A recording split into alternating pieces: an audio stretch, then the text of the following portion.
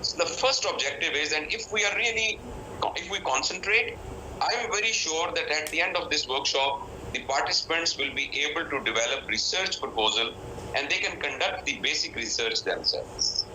And secondly, they will be able to supervise their juniors in their research projects. If a project is going on in that department, so the whole team can actually supervise it. So that's what inshallah we're going to achieve. I just skip that. Normally what I do is that I just put this picture and ask the whole of the participants to just give their comments that what they get from this picture. But here we don't have such a scenario. So let me tell you that the person who painted it, he named this picture as knowledge, because he thinks that knowledge has got a connection with the divine. Knowledge requires strength. It requires a hard work, like filling an ocean. And it requires energy that you may have to work late night so that you can produce some kind of a vegetation. So this picture was knowledge, and this picture has a lot of relationship with research. Now, before going into actual methodology of research, let me give you a little historical background that from where this research has come. If we follow the history of human consciousness, we know that in initial times, people have a dualistic perspective. Dualistic perspective about knowledge means that people believe in black and white type of thinking about knowledge, which means there is something which is yes, there is something which is no, which means knowledge is fixed. जो है वो है, जो नहीं है वो नहीं है, जो है वो चेंज नहीं हो सकता, जो नहीं है वो भी नहीं चेंज हो सकता. So this was the initial understanding about the truth and about the nature of knowledge. Later on, when human consciousness, I'm talking about, maybe thousands of years. Now, once the human conscious, it developed, the next stage was that from dualistic perspective, it went into relativist perspective. Now, relativist perspective means that there is yes or no, but there is a third dimension as well, which is maybe. Because things are good or bad, or they exist or they don't exist, not in absolute terms, rather they are in relative terms.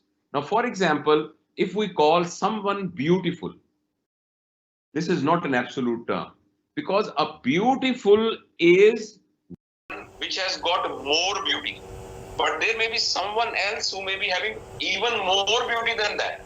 With reference to that person, will we be calling this person beautiful or ugly? Right? So things are actually so when human consciousness actually started doubting that whenever an absolute thing is discussed, it may be possible that that is not absolutely true. There may be some other dimensions of that fact as well. Because absolute thing in our belief is only Allah subhanahu wa ta'ala. Rest of the knowledge is basically all relative. Now, so having discussed this thing, what is in your opinion should be the definition of knowledge? I told you there was a dualist perspective and then there was a relativist perspective. Now I will just pause for 10 seconds so that all the viewers, they just think in their mind that what do they think about knowledge. All right, okay. Now see, knowledge is defined as justified true belief. Now let me clarify it further. See, this is the truth. This red circle is the truth which is there in whole universe. And we as a human being just know a little glimpse of it. What is happening in Mars, what is happening in Milky Way, what is happening in depth of the sea, what is happening on deserts, what is happening in human mind, what is happening all over the universe, this is the whole truth. And we, with the help of our genetics and also our preconditioning through our nurture, have a belief system. All of us have a belief system. When I say belief, that does not necessarily mean the religious belief system. Every belief system, for everything we have got a belief. Now this belief and truth overlaps. And when it overlaps, this is what is in our grasp. And knowledge is defined as justified true belief. So in order to call something as a knowledge, first of all, it should be true. Secondly, it has to be part of our belief system, or we have to drag it into our belief system. Because it is quite possible that there are a lot of beliefs we have, but they not be part of our truth. I know if some of you are working in surgical ward, you are medical students, people here in Pakistan, I don't know about India maybe also, because some of our viewers are from India as well. People, they say that if we drink milk, our wound will get pus. Somehow this is a common belief. But we know, and it has been proved scientifically, that this is wrong. But still people have belief. So whatever we believe, whatever belief we have, it is not necessary that this is part of truth as well. So for knowledge, it has to be truth, number one. And once we drag it into our belief system, so this is the one which we have. But the portion which we justify through scientific methods, that will call be knowledge. So in other words, knowledge is defined as justified true belief. And getting this justification is research. I will slowly repeat this sentence. There is truth in this universe, and we have a belief system. This truth and belief system overlaps on each other. As a result, the portion which is overlapped, that is part of our understanding. But it is not definite that that understanding is true knowledge or not. However, if we use some method so that whatever our understanding is, and we convert it into a scientifically provable fact, then this will be called knowledge. So knowledge is defined as justified true belief, and research is actually a process of justifying it. So that is what is the definition of knowledge, and that is it's come from the womb of a relativist perspective. Even now, if someone by its training, by its genetics, has got a very fixed ideas and has got a dualistic perspective, even in this modern world, we have people who have got very rigid ideas about life. They have got very rigid ideas about knowledge. So for them, research has no value. Research is important only for those which can doubt, which can think and see the things in their relative perspective. I hope it is clear. Now if we see this picture, we can make some meaning out of it, right? And please remember that research is an endless journey. It will never stop. It is quite possible that you spend your whole life in saying something, and then you make another experiment and you say that whatever I have just discovered is wrong. And this may be your end result, that whatever I have done is wrong. But even then, this will be a justified true belief. And that will be a knowledge. It's an endless journey. Now, when I conduct this workshop, some of the people, they ask from me, after all, why? What is the need for research? And what is the reward of that research? Although research attracts a lot of money as well, but for me, the real reward of research is internal satisfaction. You have an awe movement. Suddenly an idea comes in your mind, you prove it, and that feeling of awe is actually a sense of completeness, and that is the reward of research. This is a picture of one of my dear friends, which is Nazir Sabir. He's the person who conquered Mount Everest and K2, and incidentally is a good friend of mine, and that is his picture. And he told me that when I was just standing on the ceiling of this earth, the feeling which I had was that even if I die now, my purpose of my life is complete. So when someone is doing a research and actually finds some great idea, he becomes like a person who said, Eureka, Eureka. You remember that famous story? Archimedes, when he found the principle of that why a ship does not sink in a sea, and a needle actually sinks into the sea. So when he found that idea, so he was just in his washroom, and he came out nude on the streets of Athens, and he was saying, "Eureka, Eureka! I got it! I got it!" So that "I got it" is actually the reward. We know the background. Now, what is research? I will not just tax your memory. I will keep on just telling you. Please remember that in this whole workshop, you need not to remember any slide except of 2 slides, and this is one of them. I have designed it in such a way that you will just keep on learning it yourself, but this slide is very important, and even if I ask you to please memorize it or write it somewhere, that will not be a bad idea. Please remember, the keywords are put on blue color. Research is a formal work. Please remember, it's not an informal work. When we talk about research, someone says, I do 5 appendectomies in emergency daily. For the last 15 years, I have done lakhs of appendectomies. So I can just talk about appendectomies. Although he has done the work, but he has not done it formally. Research is not an informal work. It's a formal work, undertaken systematically. There has to be a system. There has to be, which we are going to discuss, in this workshop. It is not random. It is not just a kind of anecdotal ideas. It is not just your own viewpoint about what you are doing. It has to be a systematically done work. And why you do it? To increase the stock of knowledge, which means that already a knowledge exists. There was a time when it was very difficult to locate that stock of knowledge because it was only in the heads and only in the books.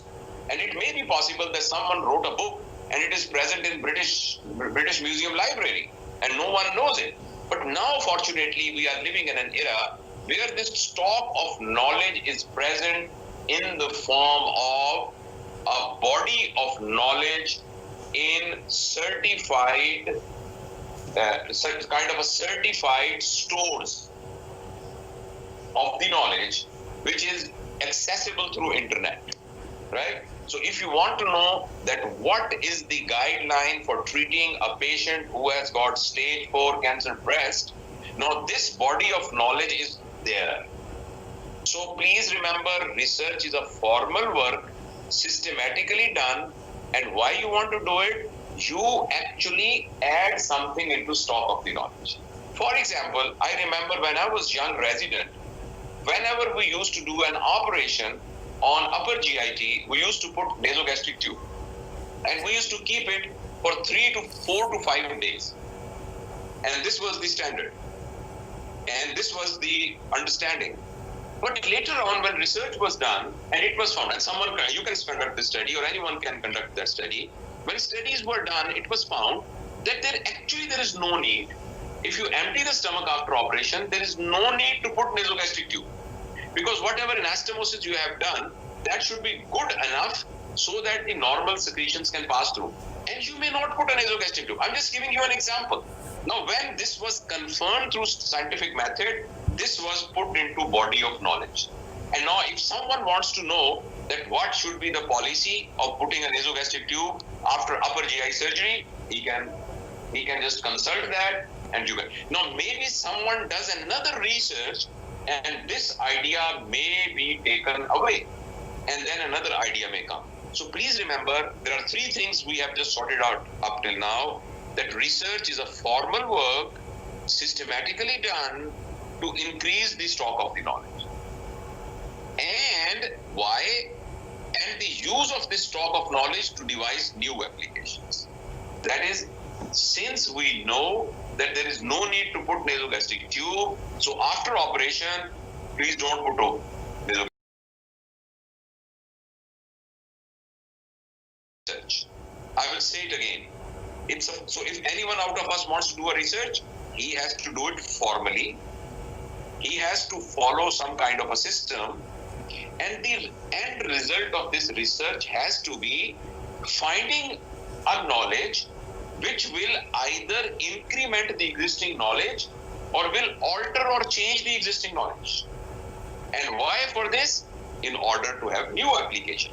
All the new inventions, computers, and all new inventions, they are actually new applications. So since we are doctors, so we are focusing on our research on medical things, but the purpose of research is so that we can have a new application.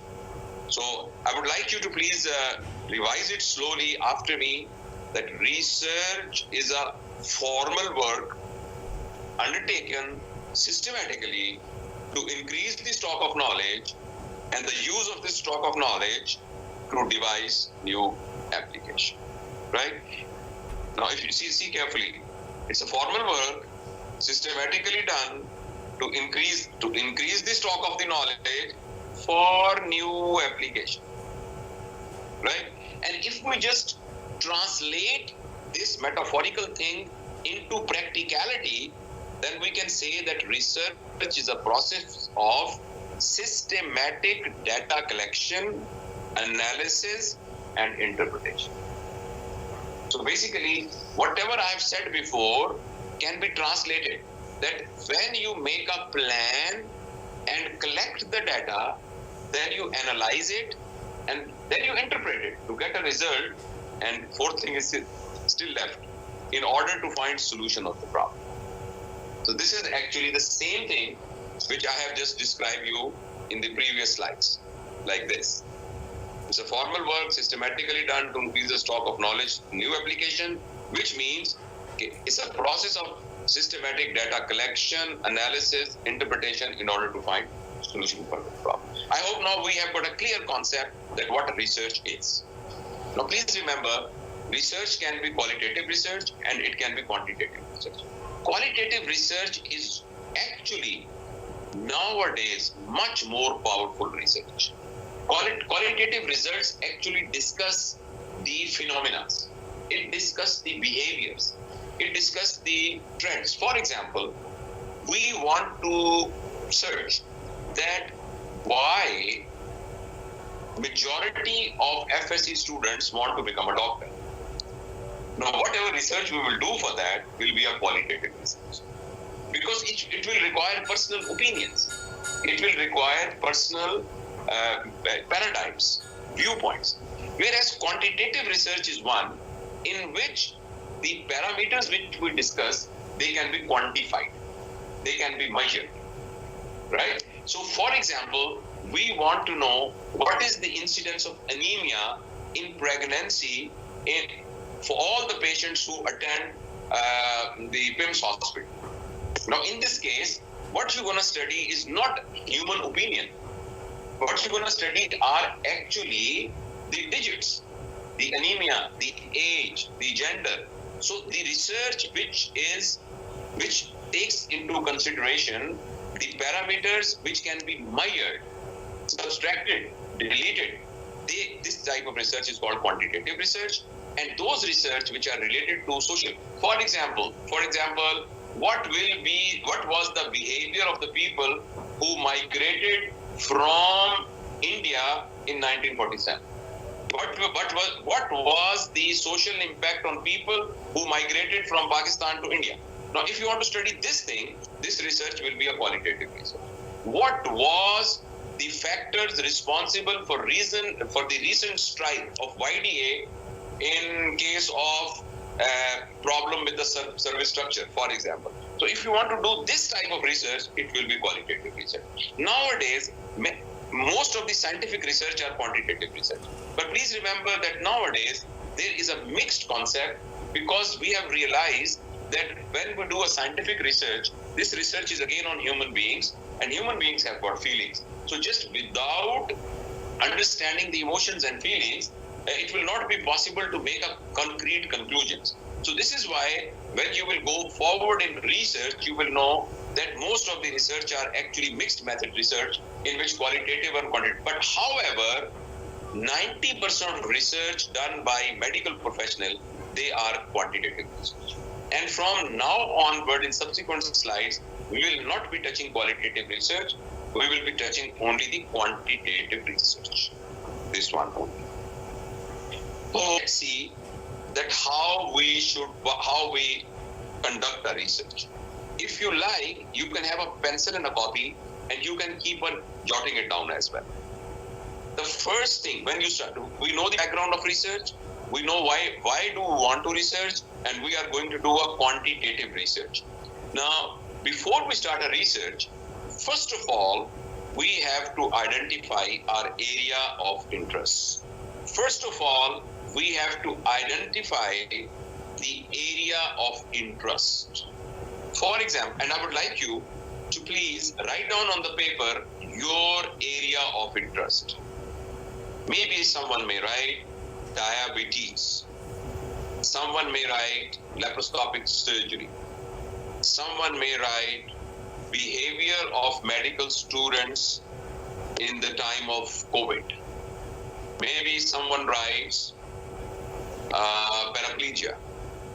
Maybe someone thinks that my area of interest is hypertension, right? So whenever we have to decide about the research, first of all, we have to identify the area of interest. Please do it right now. All the viewers, all the participants, please in your mind think of an area, which is my area of interest. Now, once the area of interest has to be a very broad area, and that is the area where you work or where you have got interest. Once you have done that, the second thing you need is, the area of interest should be selected on the basis of these 5 points. Number one, it should be relevant. For example, when I was conducting this workshop, it's a second year student, and he was a brilliant student somehow. He said, I want to discuss the effect of interleukin C on the management of patients with pancreatic cancer. So, and he read it somewhere and he thought he should make research. But the place where he was working, that thing has no relevance. So even if he just finds out something, that may not be applicable. So please remember that whatever your area of interest is, it has to be relative. It should have a relevance with your circumstances. Number two, it should be an innovative idea. For example, if we want to know what is the incidence of fever in patients who have got appendicitis, there is nothing new about it. There is already research available. So reinventing a wheel is just wastage of time and energy. So when you decide an area, it should be something innovative, something which has not been done before. It should be acceptable. Acceptable means that sometimes we try to do a research which is affecting the people in an adverse way.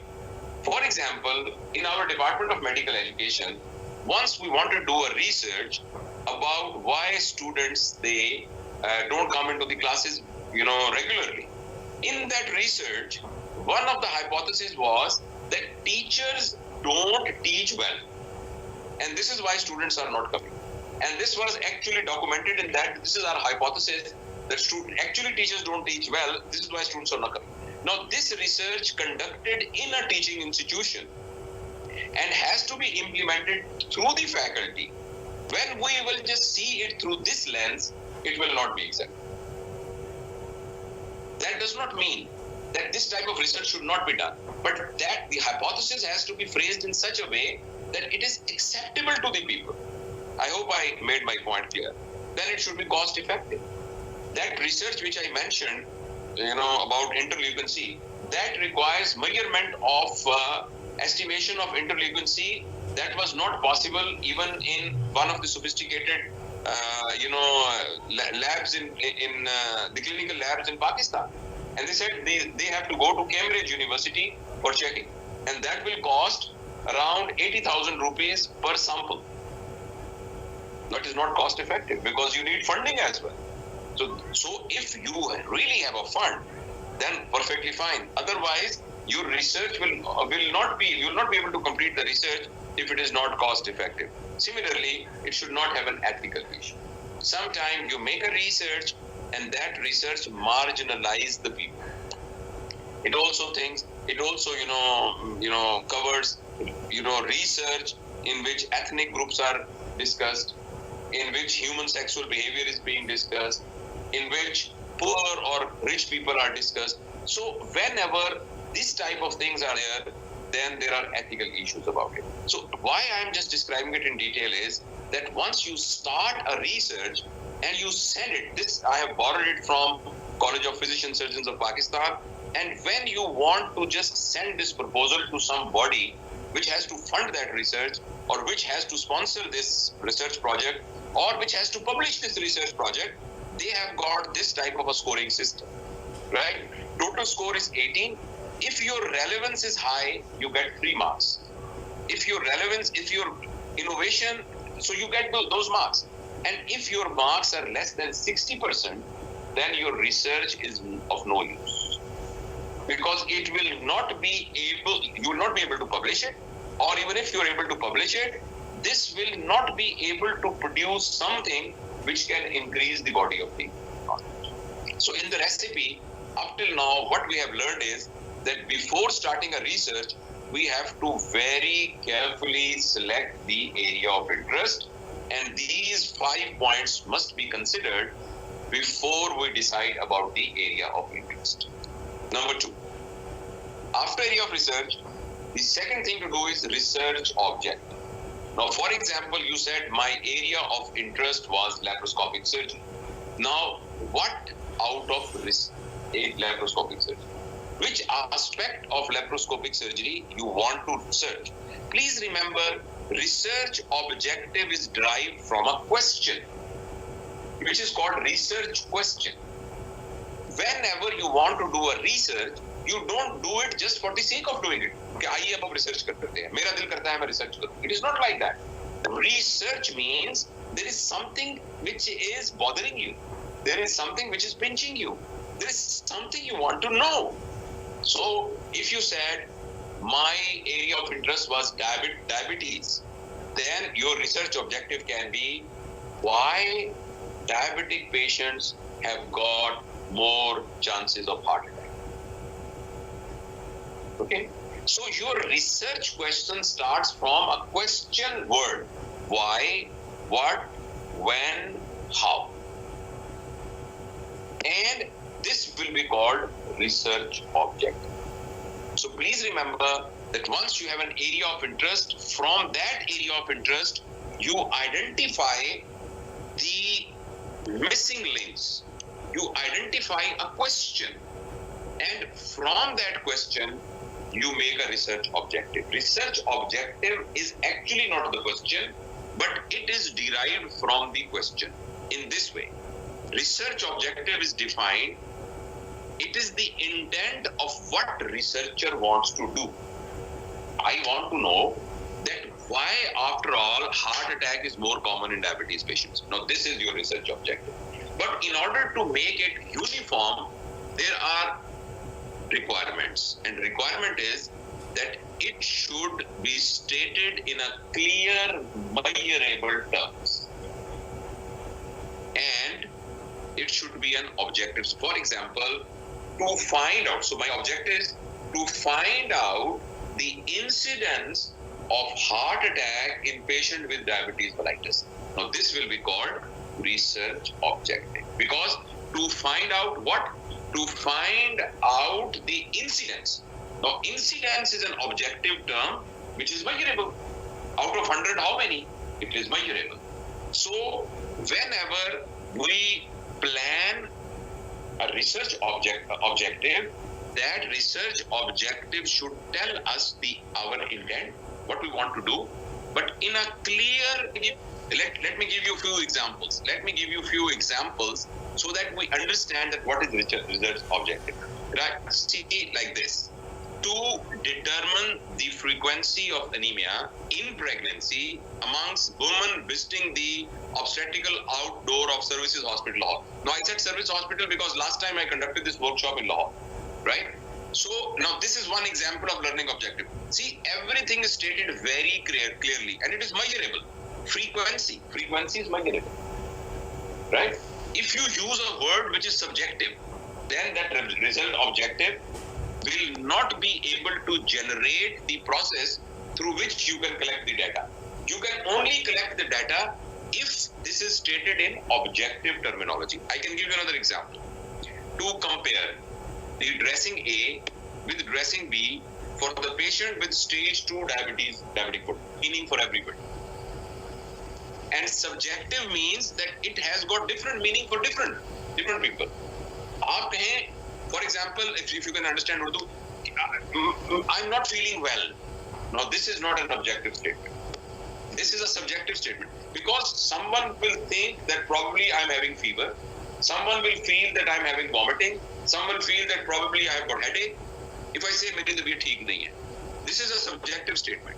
Whereas objective statement is मुझे बुखार है. Now everyone will understand the same meaning of it. In terms of scientific description, anything which has got same meaning for everybody is an objective statement. And if a statement has got different meaning for different people, to compare dressing A, we know what dressing A is, we will define it. We know what dressing B is, and we know what stage 2 diabetic foot is. So in, for example, 50 patients, we will be using dressing A, another 50 will be dressing B, and then we will compare it. And this is measurable. In the first example also, we know what we mean by pregnancy. We know where is Services Hospital. We know the obstetrical department, and we know what anemia is. And then we have to measure it, right? So research objective is one which shows the intent, ख्वाहिश जो वो करना चाह रहा है, of the researcher described in measurable terms. Let me give you one more example. To compare the results of interrupted silk sutures and surgical clips for wound closure after laparotomy for infected pathology. Whatever is being described, it is described in an objective terminology. Now, if I would have been doing a live workshop, I would have asked all the participants that from your area of interest, please write down a research objective. And then what we do is that we discuss those objectives one by one so that the things are clarified. And my experience is that even if when I conducted this workshop with professors, it is not always clear just by my statement. They have to do it themselves, and only then they understand how to write the research. But we have to just compromise it, because this is not possible now. But I would just urge all of the participants that please just don't listen it merely. From the area of interest, please write down an objective. For example, to find out the incidence of heart attack in patients who are diabetics, for example. Okay, so why we need an objective? Now this is very important to understand, because this will just help us understand that why we are conducting this workshop. Number one, it brings the focus. Otherwise, I want to do a research in diabetes mellitus, so you will just start thinking about everything. But when you have just narrowed your question to one point, then that will bring the focus to your research. Number two, you avoid unnecessary data collection. For example, you want to know only the data which is related with the heart attack. You need not to do other data collection. Similarly, we will learn shortly what study design is. Our research objective actually defines that what type of study design we have to make, and also it also helps us in making an analysis plan. Now, we have done two things up till now. Area of interest. So let me start it from again. First of all, you choose an area of interest. From the area of interest, you select a research objective, which is your intention, what you want to do. It is in a clear, stateable, objective terms, measurable terms. Now, the third thing you have to do is to find out the operational definitions. Now, what I mean by operational definition, let me go back. For example, in this third one, to compare the results of interrupted silk, what do we mean by interrupted silk?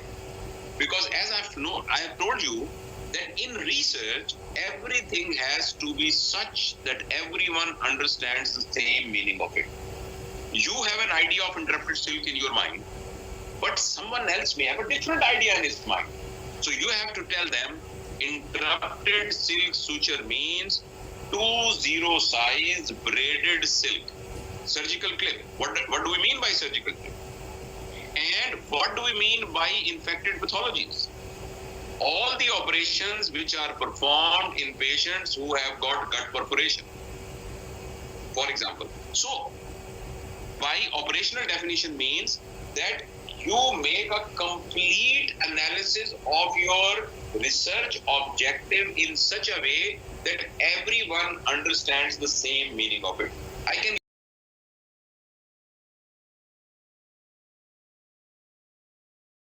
make it clear that once you know the area of interest, you find out the research objective, and then in research objective, whatever you have to describe, you have to clarify it in such a way that everyone is on the same page and they understand the same meaning of it. If you conduct a research, though that dressing one, and someone in America conducts the research, both of them has got the same understanding. Now, I'll give you an example, and this example I have not taken from quantitative research, I have taken it from qualitative research. For example, there was a study in which the word planning and perseverance was written. So it says, it means having goals, plans, and the determination to follow through. There was the ability to overcome failure and regard it as a learning experience. So these are some of the examples, which means that whatever you narrate in that research objective, that should have a clear objective understanding, and that has to be documented. Now, okay, let's start from the beginning. Let's start the research. I said recipe. So let's start cooking the research. Cooking is a negative word. So area of interest, first of all, we define. Then from that, we take a research objective. From research objective, we found out the operational definition. And then we go to the body of knowledge. We do a literature search.